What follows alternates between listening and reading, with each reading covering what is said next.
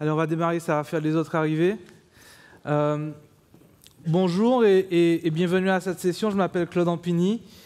Je suis consultant Professional Services et je vais vous parler aujourd'hui d'un sujet qui m'a beaucoup occupé au sein d'AWS qui m'a beaucoup occupé les 7 dernières années et qui m'occupe toujours au sein d'AWS. On va parler migration. Alors, on va se l'avouer, la migration, c'est un sujet qui finalement peut créer beaucoup de stress dans les organisations, de par ses enjeux d'une part, puisque c'est un sujet c'est un passage obligé de la transformation digitale, et de par aussi sa complexité, puisqu'on bouge toute ou une grosse partie d'un système d'information. Avec mon co-présentateur d'aujourd'hui, Ewan Leloup de CBP Group, on va s'attacher à vous donner les clés, à vous présenter des clés, des astuces qui vous permettront, on l'espère, de fluidifier vos migrations vers le cloud, de mieux les appréhender et on l'espère, d'accélérer votre transition digitale. Alors, je suis consultant Professional Services, comme je l'ai dit. Donc, on ne se refait pas. Je vais commencer en dressant un portrait robot d'une situation initiale et de ce que rencontrent mes clients. La plupart du temps, quand je suis contacté par des clients, ils viennent nous voir parce qu'ils ont un contrat de colocation de data center qui arrive à expiration et qu'ils envisagent de le renouveler. Ils pensent naturellement au cloud comme étant une solution d'hébergement alternatif à leur solution on-premise. Et finalement, ils se rendent compte que leur CMDB n'est pas à jour et qu'ils ont des difficultés à réaliser un business case. Mais en fait, ce n'est pas tout. Donc, les clients viennent nous voir généralement pour ces contraintes-là. C'est les DSI qui nous adressent, mais généralement, ce n'est pas tout. Beaucoup de nos clients, finalement, ont aussi des contraintes business et sont coincés entre, d'un côté, leur métier qui leur demande d'innover plus rapidement et de pouvoir réduire les délais de mise à disposition d'environnements de sandbox ou d'environnements applicatifs. De notre côté, les clients qui demandent de l'innovation et qui demandent des nouvelles applications et des nouveaux use cases. Et puis, ils se retrouvent un peu coincés avec aussi les applications monolithiques qui sont difficiles à faire évoluer.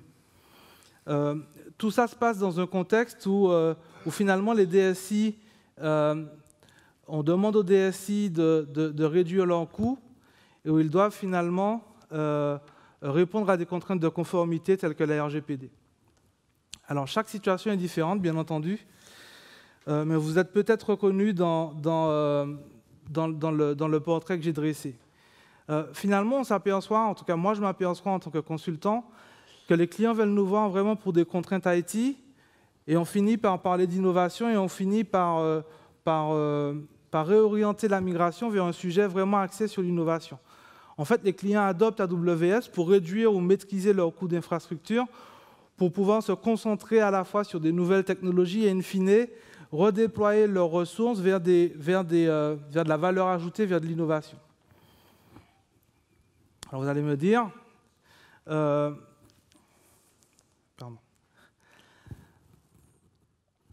vous allez me dire comment cette transformation et comment cette adoption du cloud s'exécute.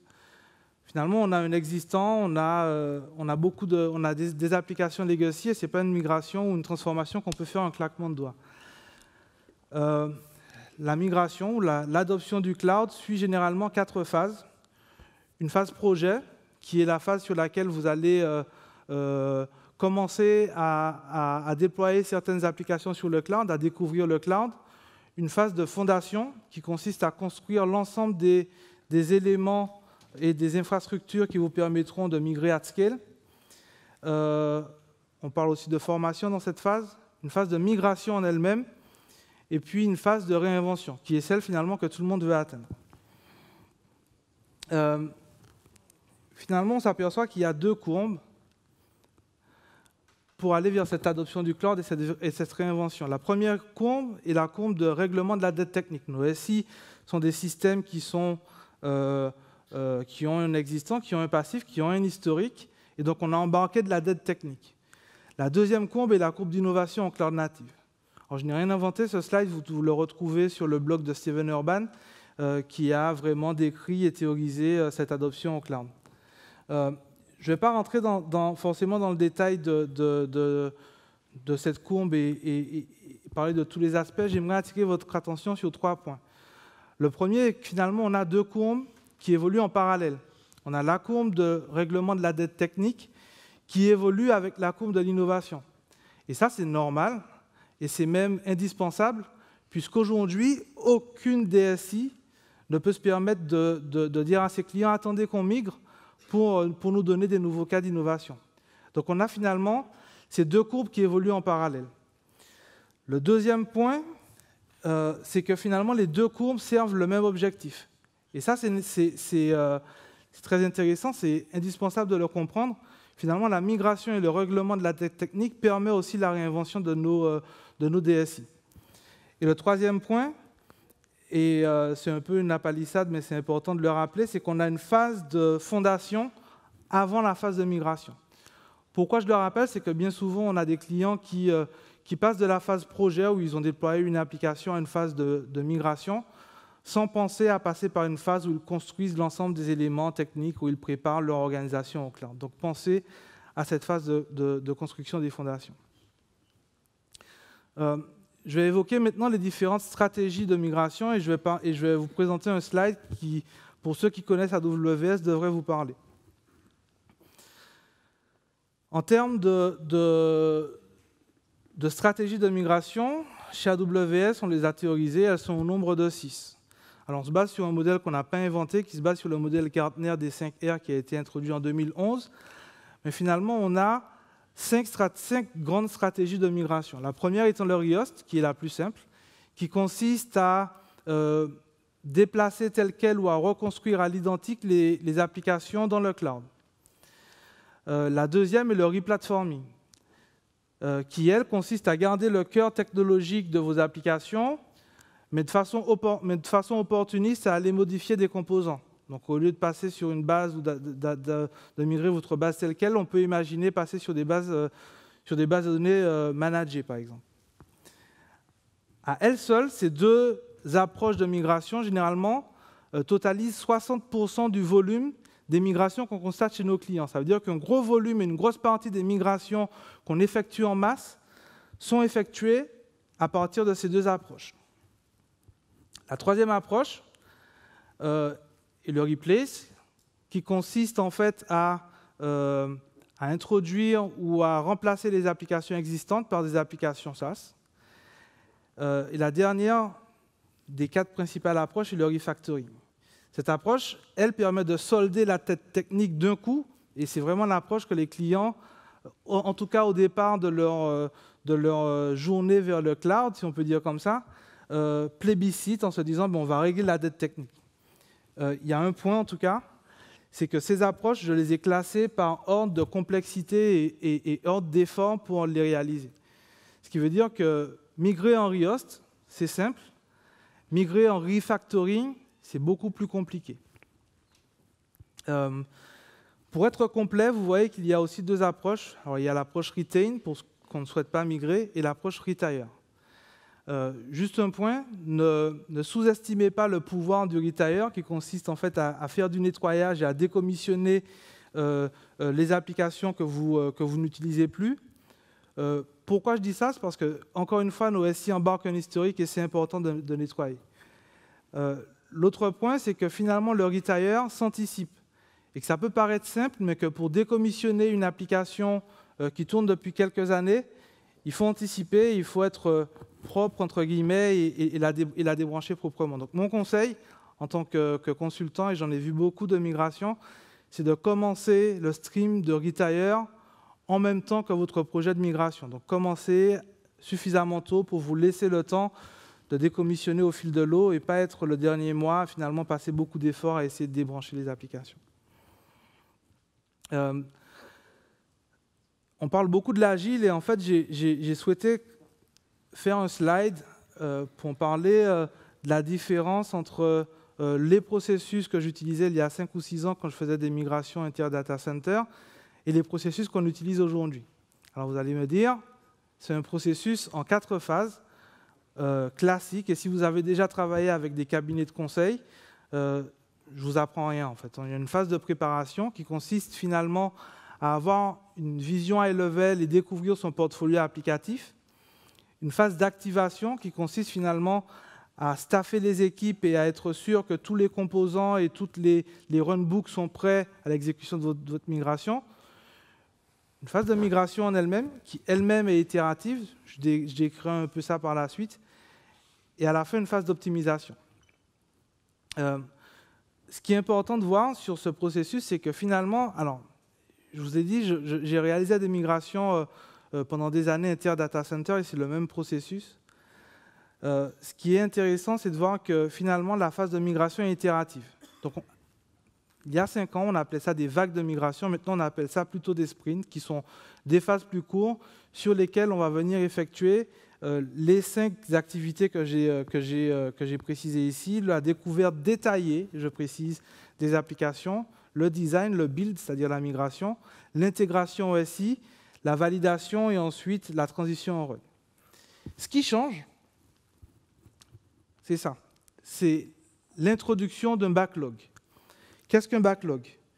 Quand on parle de backlog, on parle d'un bucket d'applications que vous avez étudiées, que vous avez priorisées et dans lequel vous allez venir piocher pour scoper vos sprints. Il y a un point essentiel. Quand j'ai commencé à faire de la migration, on planifiait les migrations sur 1 an. Donc on faisait une grosse phase de découverte qui durait quelques mois et ensuite on se donnait une visibilité sur 1 an. Je me suis aperçu, et on s'est tous aperçus, on s'aperçoit collectivement que finalement ça ne fonctionne pas parce qu'encore une fois, nos SI sont des systèmes dynamiques. Il y a des applications qu'on décommissionne, il y a des contraintes qui changent. Donc la solution, et pourquoi chez AWS on a adopté un process agile, c'est justement pour pouvoir répondre à ces contraintes et pour pouvoir être en mesure de s'adapter plus facilement aux changements. Le deuxième point, alors les couleurs ne sont pas bien sorties sur ce slide, mais finalement c'est l'inclusion d'une feedback loop ou en tout cas d'une activité de feedback à la fin de chaque sprint. Ça peut paraître banal, mais finalement ce qui se passait, c'est que j'aime bien prendre l'analogie du train pour parler de la nécessité d'une feedback loop. On avait l'impression en tant que migrateur d'être embarqué dans un TGV qui ne s'arrêtait pas entre sa gare de départ et sa gare de destination. Et finalement, on avait très peu de possibilités d'adapter, de modifier le process, de faire des feedbacks et de corriger pour la suite. Donc on traînait des erreurs et on n'arrivait pas à s'en sortir.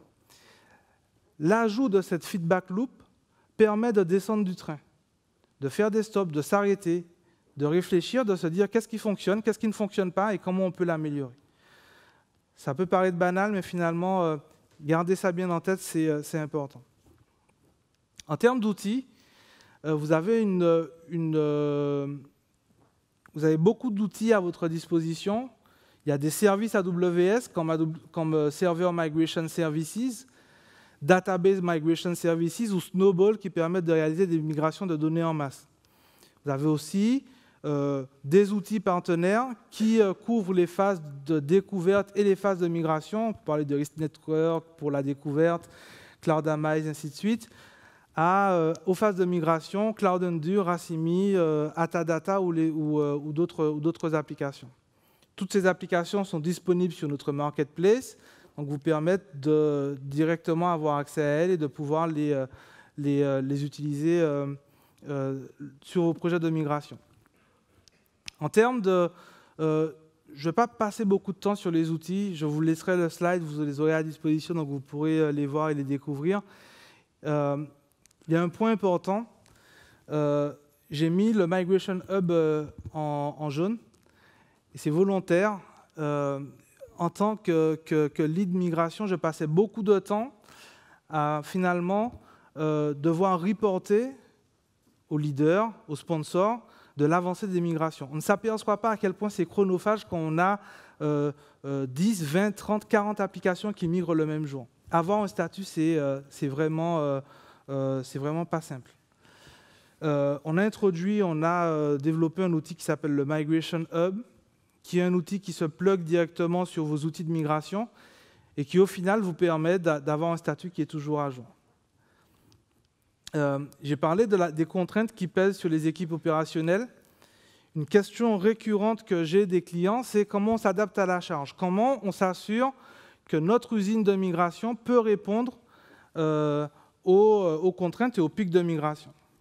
La façon la plus simple que j'ai trouvée et qu'on introduit chez AWS, c'est de finalement avoir des teams ou des équipes de migration qui sont calquées sur des patterns de migration, sur les stratégies de migration. Donc vous aurez une ou plusieurs équipes RIOS, une ou plusieurs équipes replatforming, une ou plusieurs équipes refactoring. La question subsidiaire des clients, c'est mais finalement, j'ai plusieurs équipes. Au moment où j'aurais besoin d'introduire une nouvelle équipe, qu'est-ce que je fais, Claude? Je rajoute une nouvelle équipe comme ça? Alors là, je vais vous rappeler un peu vos cours de SVT. Pensez à la croissance cellulaire, pensez à la mitose. L'idée, c'est de se dire, finalement, vous partez d'une application, vous partez d'une équipe que vous connaissez, qui est effective et qui est opérationnelle, et vous la splittez. Et au fur et à mesure, vous splittez vos équipes, et de cette façon, vous gardez un socle de connaissances commun entre les équipes, et vous n'avez pas à repasser du temps à former les gens. On va parler maintenant des vrais enjeux, et d'un des vrais enjeux de la migration, on va parler de la vitesse. Pourquoi la vitesse est un enjeu de migration? En anglais, on parle de migration bubble ou bulle de migration. Chez CBP, ils parlent de boss de migration, et j'aime bien ce terme, donc je l'ai récupéré. Désolé pour le copyright. L'idée, c'est de se dire, finalement, lors des migrations, on a des coûts de migration qui sont induits par le projet de migration. Ces coûts de migration, en fait, sont l'ensemble des coûts projet, des coûts de double run, des coûts de formation, des coûts des outils. Et finalement, plus vous prenez du temps à migrer, plus ces coûts s'accumulent et plus votre période d'amortissement est longue. C'est pour ça qu'il est indispensable et que si vous avez un CFO sur votre projet, il va vous encourager à migrer le plus rapidement possible et qu'on cherche maintenant à avoir des projets de migration, alors qu'il y a 5 ou 6 ans, on parlait de projets de migration en 3 ans. Aujourd'hui, je n'ai plus aucun client qui me demande de migrer en 3 ans. En tout cas, sur des périmètres de 500 ou 600 serveurs, on est plutôt sur du 6 mois pour migrer. Donc, on a vraiment réduit pour aussi réduire les coûts. Qu'est-ce qui vous bloque et qu'est-ce qui peut bloquer ou ralentir l'exécution de la migration? L'analyse. Moi, je suis assez analytique et finalement, je me suis aperçu que l'analyse paralysait. Pourquoi? C'est parce qu'on passe énormément de temps à essayer de construire des plans qui ne s'exécutent jamais. Et ils ne s'exécuteront jamais parce qu'on est sur un SI dynamique. Donc finalement, je ne vais pas tous les passer, mais je vous ai mis pour que vous ayez en tête quelques points qui sont des mauvaises idées. Et si vous passez du temps à analyser ces points-là, essayez d'accélérer un peu. Par exemple, une mauvaise idée, c'est je regarde le temps, une mauvaise idée, c'est finalement de passer ou de faire une découverte détaillée de vos applications et de vos serveurs en phase de préparation. Pourquoi je dis que c'est une mauvaise idée? Simplement parce que finalement, vous allez passer du temps à collecter beaucoup de données, et ces données, vous allez être incapable, en tout cas moi je l'ai été, incapable de les intégrer pour créer un plan de migration sur 1, 2, 3, voire 4 ans.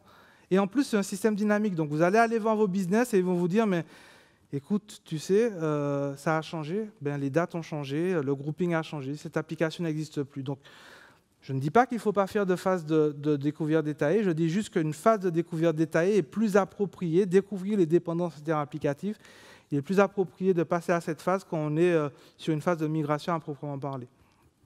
De plus, ce n'est pas nécessaire de faire une découverte détaillée pour faire du macro-planning. Moi, je préfère avoir finalement un plan de migration qui se base sur la découverte des applications critiques et sur la découverte des contraintes applicatives pour scheduler dans le temps mes migrations.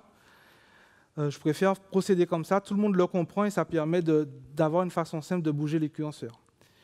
En termes de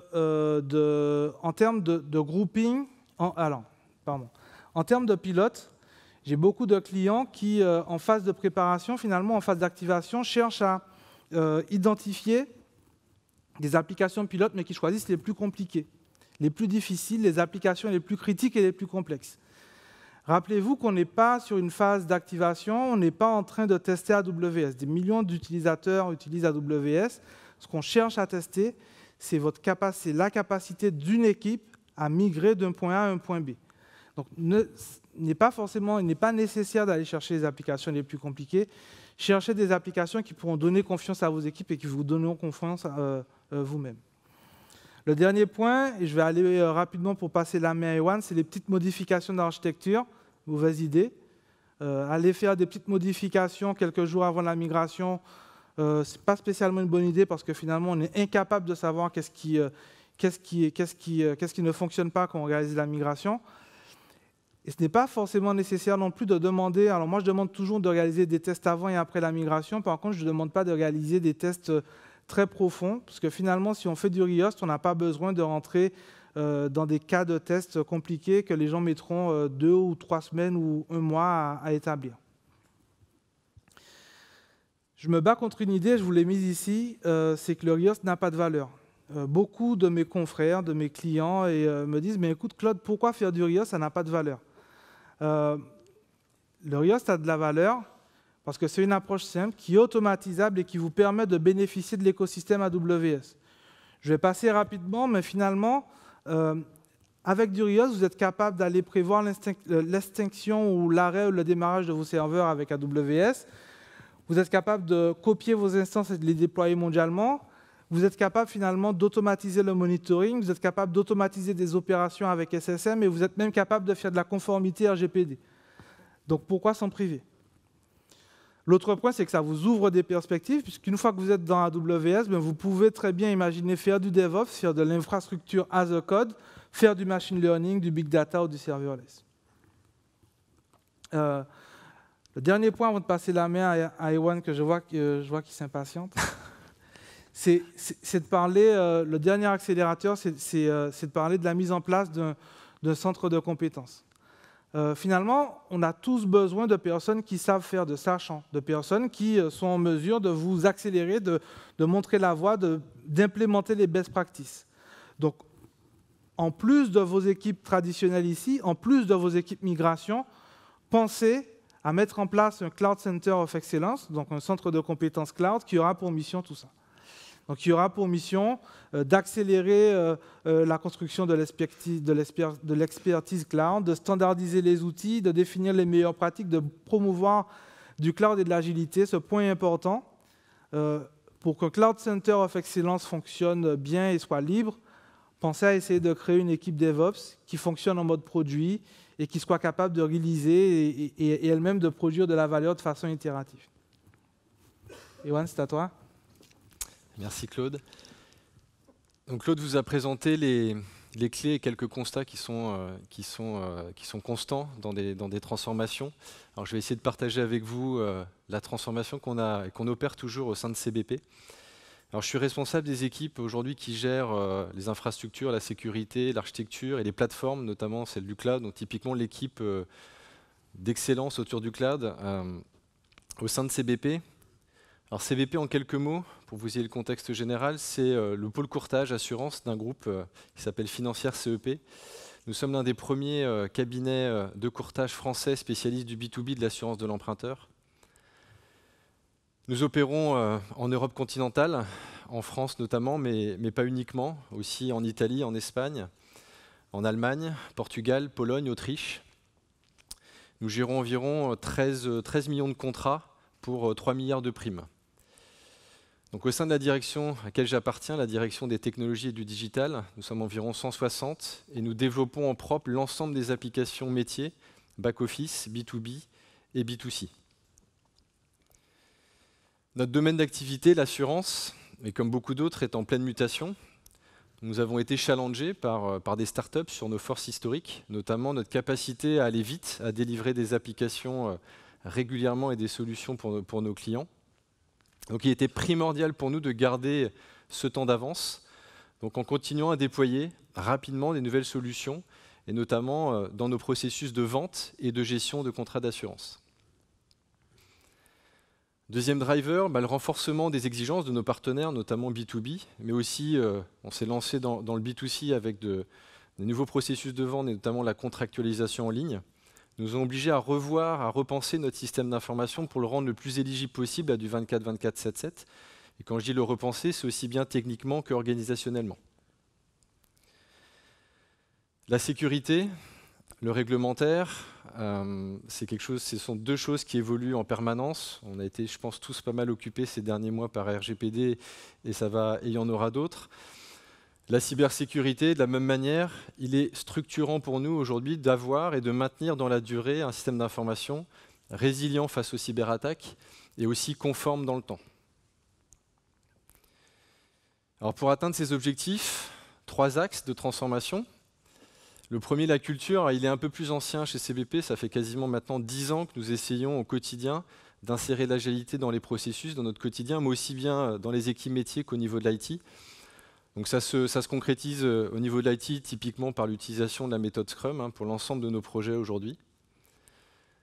Deuxième axe d'organisation, c'est bien de penser agile, mais il nous fallait une organisation adaptée à l'agilité et puis adaptée aussi à cette transformation cloud. Donc en 2017, on a réorganisé la direction sur la base d'un modèle dit d'équipe produit, donc largement inspiré du modèle Spotify, où typiquement vous trouvez une équipe plateforme, et notamment cloud, telle que vous l'a présenté Claude tout à l'heure. Dernier axe, comment héberger différemment nos applications pour répondre à ces objectifs de time to market, de sécurité, de disponibilité. On a fait le choix de construire notre PaaS, notre plateforme as a service, basée sur AWS. C'était pour nous la solution la plus rapide pour se transformer, tout en gardant la maîtrise de notre SI, et notamment sur des aspects de compliance et de sécurité. Si on prend l'axe technologique, il a suivi un chemin relativement classique. On a commencé par expérimenter, d'apprendre, donc on a défini la plateforme et comment utiliser les services d'AWS dans l'optique d'atteindre nos objectifs. On les a testés jusqu'à amener des applications en production et de valider ce modèle PaaS basé sur AWS.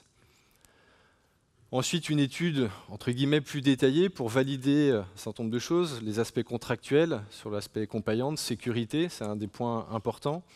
Valider l'ensemble de nos partenaires aussi, les partenaires d'AWS qui pouvaient nous accompagner dans cette transformation. Le modèle de coût, parce qu'on en a parlé, c'est évidemment quelque chose d'important. Et puis, et surtout, notre stratégie de migration. Une fois ces piliers, ces briques posées, on a construit les fondations pour pouvoir lancer notre migration à grande échelle. Fondations qu'on n'a pas repris from scratch, on s'est évidemment appuyé sur tous les efforts consentis pendant la phase d'expérimentation. C'était ni plus ni moins que déjà la deuxième version de notre plateforme. Et aujourd'hui, nous sommes dans cette phase de migration où nous migrons toutes les nouvelles applications et puis où nous essayons de transformer et de migrer l'ensemble des applications existantes. En parallèle de ce chantier, évidemment la culture, ce n'est pas quelque chose qui s'arrête, c'est au quotidien. Et aussi sur sur un point que je voulais mettre en évidence, la communication. Qui dit transformation dit changement, qui dit changement dit inquiétude. Alors d'autant plus quand on parle de cloud. Que vont devenir mon métier de demain? On va externaliser mes compétences, mes données ne seront plus protégées, on va complètement perdre la maîtrise de notre SI. Nous avons passé énormément de temps à communiquer aussi bien et en interne qu'en externe, à nos collaborateurs, mais aussi à nos partenaires, sur les objectifs, sur la trajectoire et sur les opportunités de cette transformation. C'était absolument nécessaire pour générer la dynamique et pour revenir à la notion de vitesse, pour donner une bonne vitesse à cette transformation. Si on reprend les 4 étapes de cette transformation technologique, quelques éléments, quelques chiffrés, 5 mois, 2 personnes en interne dédiées avec l'accompagnement d'AWS, mais aussi de ses partenaires. Je peux citer Cloud Reach par exemple et Peeling by Net, qui nous ont aidés à revoir notre modèle, à repenser la façon d'héberger nos applications, en rendant notre système et notre plateforme immuables. C'est-à-dire qu'aujourd'hui, une fois les serveurs déployés, on n'y touche plus. Si on veut les modifier, on le redéploie complètement, c'est-à-dire en cas d'erreur, on va le supprimer, puis le recréer.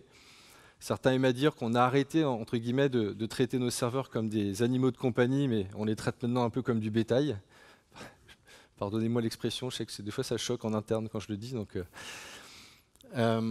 Et puis, sécuriser, je vous l'ai dit, on avait des objectifs importants là-dessus. Donc, on a utilisé les services d'AWS qui sont natifs, protection anti-déni de services distribués, du firewall applicatif, du chiffrement de données.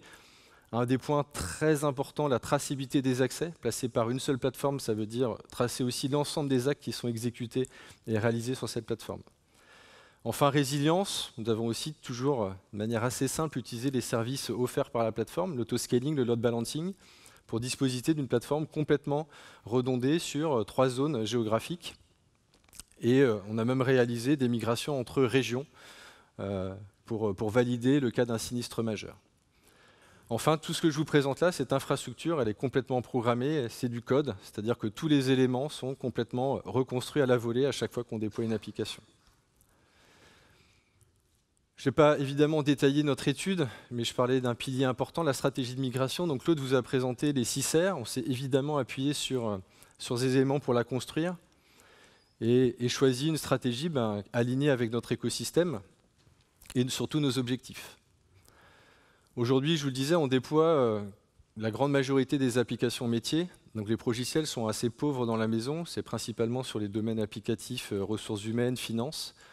Donc on a défini une stratégie propre à ces domaines-là, avec le choix d'aller vers du SaaS, first, toujours dans l'optique de se concentrer sur l'essentiel. Si techniquement ce n'est pas possible, en tout cas si c'est trop onéreux, si la compliance n'est pas au rendez-vous, eh bien, on a des stratégies de repli. Donc on va se replier sur du rehost, voire sur du retain, c'est-à-dire qu'on va garder ces logiciels-là et on en garde certains on-premise. Pour ce qui est des applications développées en interne, on a fait un choix plus ambitieux, entre guillemets, c'est de faire du replatform. Tout à l'heure, quand Claude vous l'a présenté, c'est une stratégie qui est un peu plus complexe que le rehost, mais qui pour nous était complètement alignée avec nos objectifs. Pourquoi plus complexe? Parce que dans notre cas, c'était quitter un modèle de base de données centralisée, gros système, faire plutôt de la base de données locale par application et managée. Donc ça demande un effort supplémentaire que simplement migrer des VM d'un data center à un autre. Par contre, de la même manière, problématique technique, dans un souci de repli ou compliance ou sécurité, on se rabat sur du rehost. Quelques chiffres. Aujourd'hui, sur notre plateforme, c'est la 2e version, comme j'ai dit tout à l'heure. La 3e version va sortir bientôt.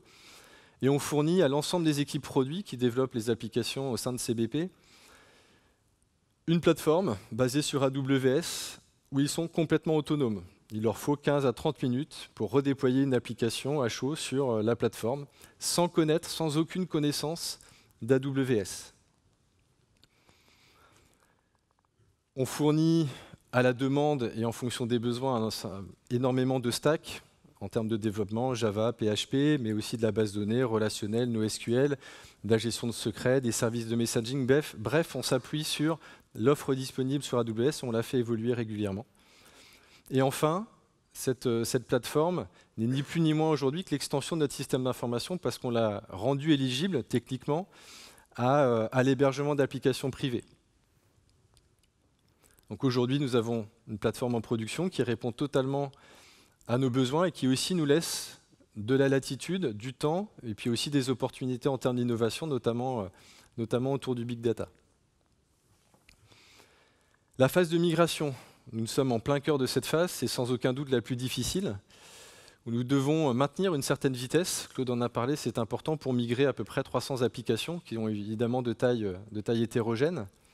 Pourquoi la vitesse? Je vais le reciter parce que c'est quelque chose d'important pour nous, mais la bosse de migration, plus ça sera long, plus ça va nous coûter de l'argent, pour être très clair. Et le deuxième élément pour nous pousser à maintenir une vitesse, ça reste aussi l'effet tunnel et l'essoufflement des équipes. Une transformation, une migration qui dure longtemps, c'est épuisant. Pour ce qui est de la vitesse, évidemment, les nouvelles applications ou celles qu'on avait fraîchement créées ou créées il y a moins d'1 an, elles sont naturellement éligibles au cloud. Donc la migration, en tout cas la transformation est assez simple.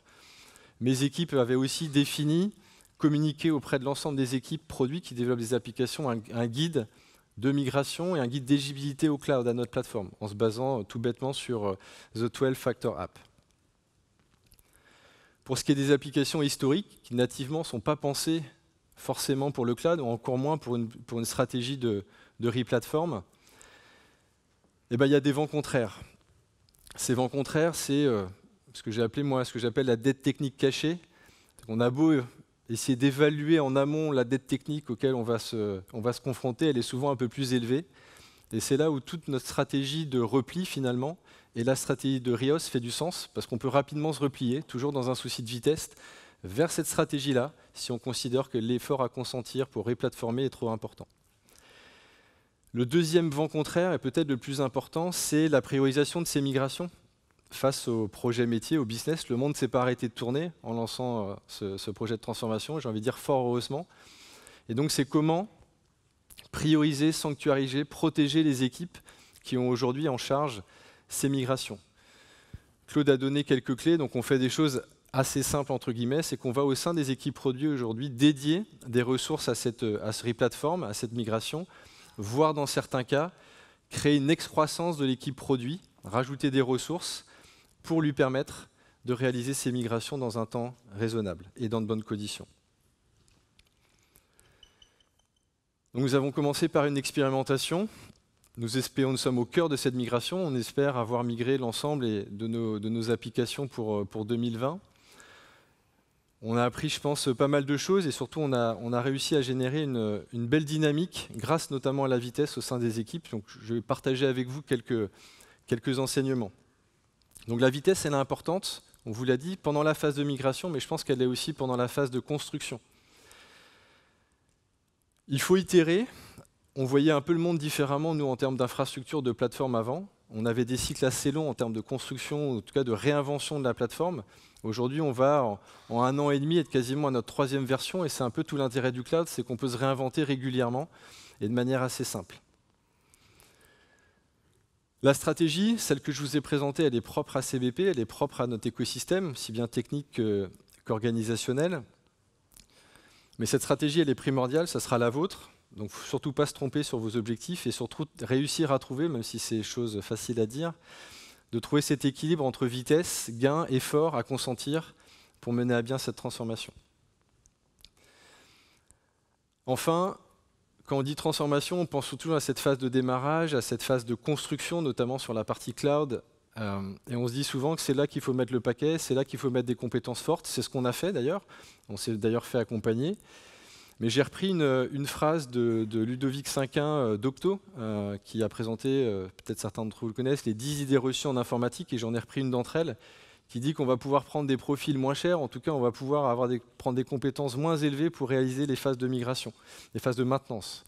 Moi j'ai remplacé maintenance par migration parce qu'il ne faut absolument pas sous-estimer, notamment pour des stratégies de replatform, c'est un peu moins vrai je dirais peut-être pour du Riost, mais sur des stratégies de replatform et refactor, ne sous-estimez pas les compétences nécessaires pour ce genre de stratégie. Enfin, communiquer, je pense que c'est souvent sous-estimer la communication. On a beau se le dire, on n'en fait jamais assez. Par contre, quand on en fait, c'est quasiment toujours critiqué. En tout cas, une chose est sûre, c'est que ça a quand même permis au sein de CBP de bien lancer ce projet, de le mettre sur des bons rails, parce que c'est une transformation, comme j'ai dit tout à l'heure, et ça génère pas mal d'inquiétudes. Et ça permet de vraiment démarrer le projet, de démarrer ce genre de transformation correctement. Il ne faut vraiment pas sous-estimer l'impact sur vos collaborateurs dans ces cadres de transformation. Merci à vous.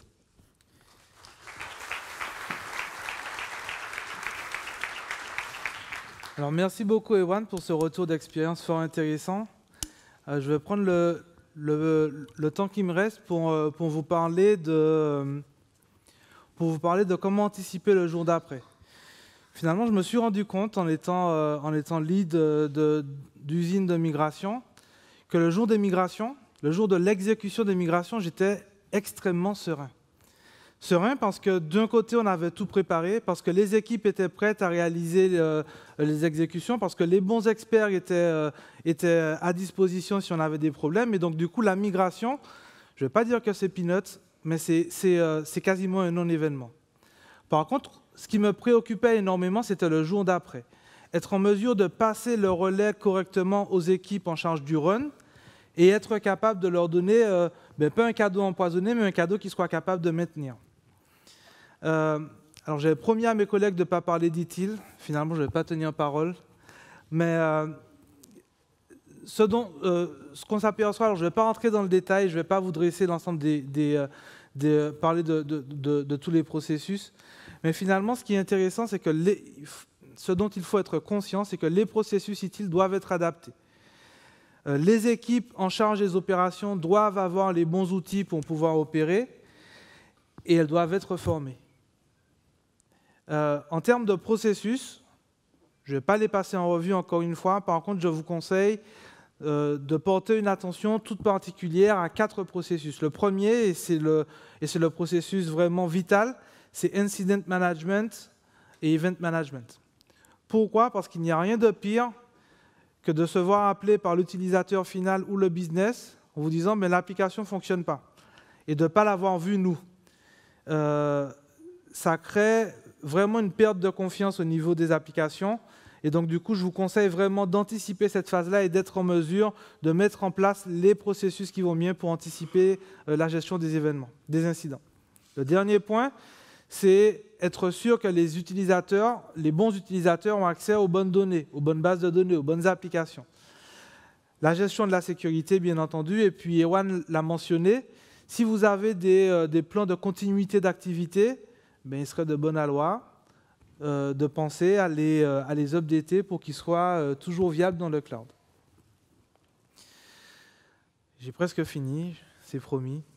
On va parler des 5 piliers de l'optimisation des coûts. J'ai parlé de la phase d'optimisation. Généralement, la façon chez AWS qu'on a d'aborder l'optimisation post-migration, c'est d'optimiser les coûts. 5 piliers. Le premier étant la revue du dimensionnement. On parle de right sizing, une période de 3 mois pendant laquelle vous monitorez l'usage de vos serveurs et à la fin de cette période, vous adaptez la taille de vos serveurs à l'usage que vous avez identifié. Le deuxième étant d'augmenter l'élasticité avec de l'autoscaling group, par exemple, mais aussi en pensant à éteindre ou démarrer les serveurs ou mettre des scripts qui le font. Le troisième est de choisir le bon processus ou le bon mode de facturation, puisque chez AWS, on propose des reserve instances. Donc, pour les instances où vous pouvez anticiper l'utilisation et que vous avez qu'elles ont des utilisations flat, pensez aux reserve instances, vous allez économiser énormément. Et le dernier point est de revoir le tiering du stockage. Donc, pensez à archiver et pensez à mettre en place du life cycle de votre archivage afin que les données froides aillent sur des tiers moins coûteux. Le dernier point, c'est de collecter les métriques et d'optimiser en continu. J'aurais pu rajouter une chose ici. Ce qu'on prévoit et ce qu'on préconise, c'est d'avoir une période de 3 mois pendant laquelle vous monitorez vos serveurs et vous serez capable par la suite d'aller implémenter les 5 piliers d'optimisation de coûts que je vous montre ici. Pourquoi ? Simplement, c'est parce que généralement, les application owners ou les responsables informatiques ne sont pas spécialement en mesure, avant la migration, de prévoir de quoi on aura besoin après la migration. Je vais terminer en vous citant une phrase d'Andy Jassy qui rappelle en fait qu'il n'y a pas d'algorithme de compression pour l'expérience. J'ai trouvé opportun de le mettre ici juste pour vous rappeler que la façon dont vous allez gagner en maturité sur vos migrations, c'est de les faire. C'est de vous lancer, de démarrer vos migrations et de les exécuter. On peut analyser, on peut passer du temps à analyser. Généralement, on perd son temps. En termes de démarrage, pensez à mettre en place un centre de compétences cloud. Ça accélérera votre adoption au cloud et l'utilisation des bonnes pratiques.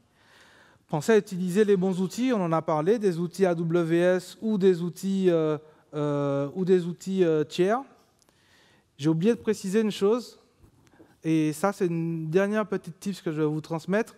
Quand je réalise une migration, je ne choisis pas un seul outil de migration. J'en choisis au moins 3. Je pousse mes clients à choisir au moins 3. Pourquoi ? Parce que chaque outil a ses avantages et ses inconvénients et que je ne veux pas être bloqué ou appelé le week-end parce qu'une migration ne s'exécute pas à cause d'un outil. Donc, on en choisit généralement 3. Le dernier point, c'est analyser sans suranalyser. Pensez à être agile. Et puis, je vais finir comme ça. Pensez à vous entourer des personnes qui ont déjà fait des migrations, des partenaires ou des consultants, professional services comme moi ou d'autres. Voilà, on arrive au bout de notre temps. Je vous remercie. En termes...